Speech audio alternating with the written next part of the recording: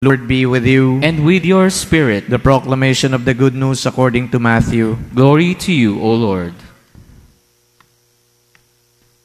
As Jesus was walking by the Sea of Galilee, he saw two brothers, Simon, who is called Peter, and his brother Andrew, casting a net into the sea.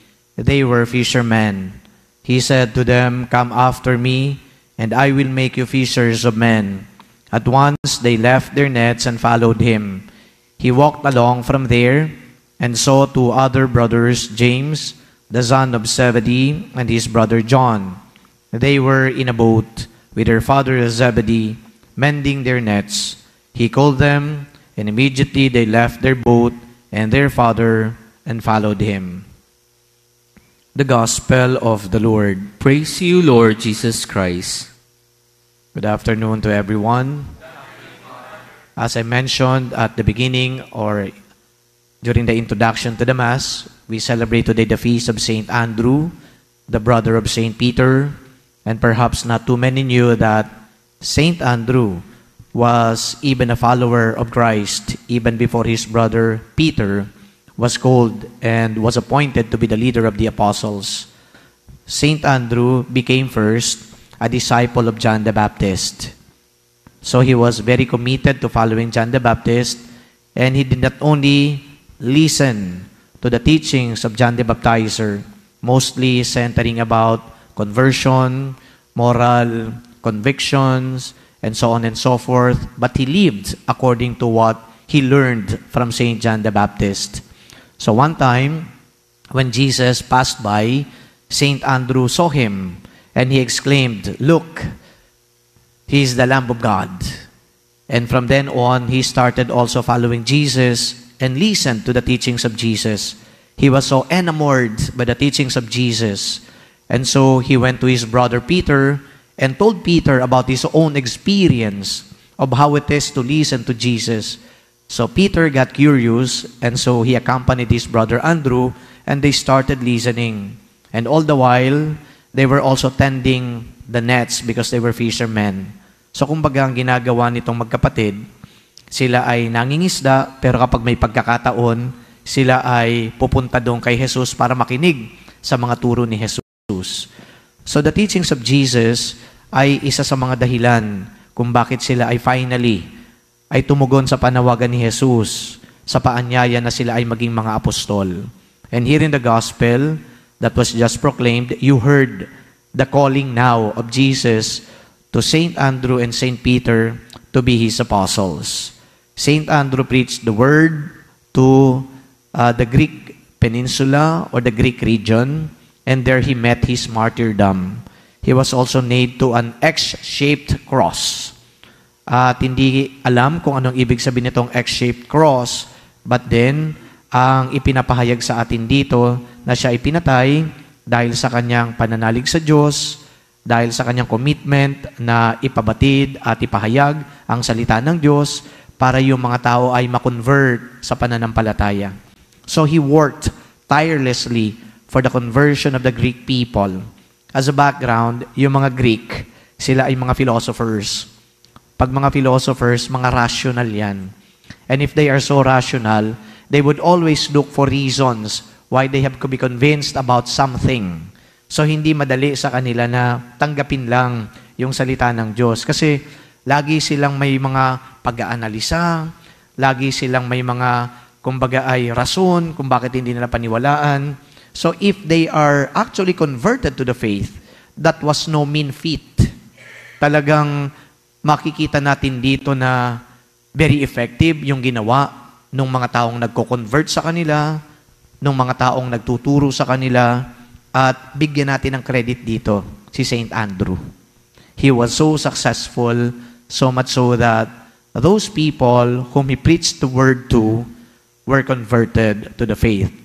And I told you, because of what he did, maraming na-threaten, maraming nagalit sa kanya, to the point that he was also martyred and nailed to that X-shaped cross. Ano ang takeaways dito sa buhay ni Andrew? Number one, hindi po madali na sumunod kay Jesus. Dahil yung demands ng discipleship ay napakahirap. Imagine, when Christ preached to His disciples, He would always say, if you wish to follow me, take up your cross.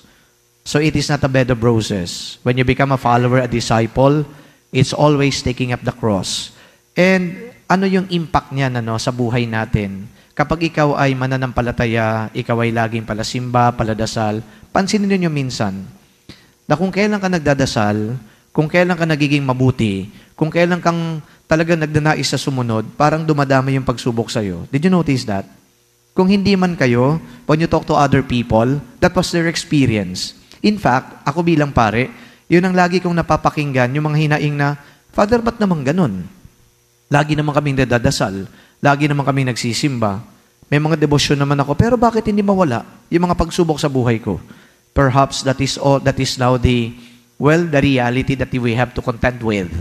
Na kapag ikaw ay sumusunod, kapag ikaw ay naging madasali, naging close sa Diyos, lalong dumadami yatang yung pagsubok.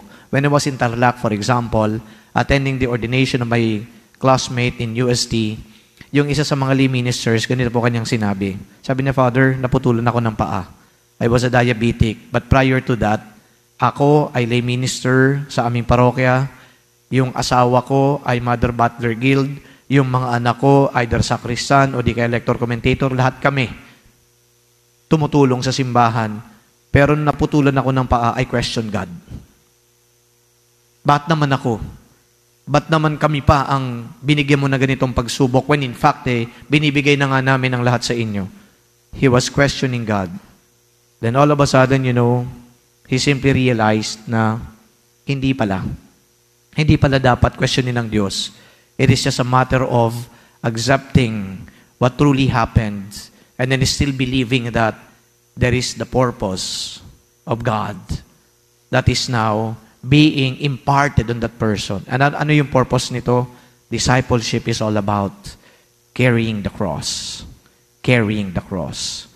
And then another takeaway here is that yung commitment natin sa pagpapahayag ng salita ng Diyos, medyo mahirap din. You know why?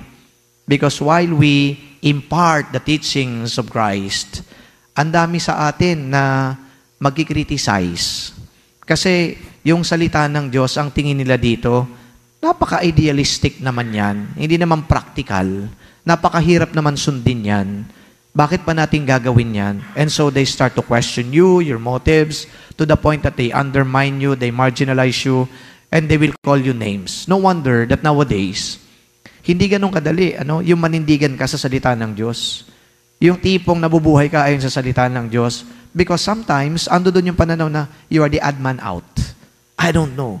While you try to be committed to the Word of God, while you want to really live according to the Word of God, yung ibang mga tao, iba yung kulturang nakagisnan. Iba yung kanilang uri ng pamumuhay. Tapos ikaw ngayon, na gustong magpakatino, na gustong sumunod sa utos ng Diyos, ikaw pa ngayon na masama. Reflect on that. But the challenge of discipleship is this. No matter who criticizes us, and no matter how we are greatly marginalized by others, for as long as we adhere to what Jesus told us to do, we are safe. Kaya yung commitment natin, hindi mo dapat tawaran. Dahil kapag ikay committed sa Diyos, you are always on the side of good, on the side of what is just, and the side of what is right. Yun po ang ilan sa na-realize ko dito kay St. Andrew. And now, my dear friends, brothers and sisters, we invoke the intercession of St. Andrew. That indeed, yung kanyang example, yung kanyang pagtuturo, ay tumimo sa ating isipan at sa ating puso. So that we won't be lukewarm Christians. Kristiyano lang kapag okay. Pero nawawala yung pagiging Kristiyano kapag halimbawa ando doon na yung mga practical considerations and then we compromise our commitment to following Jesus. So may St. Andrew pray for us and lead us to Jesus. Amen.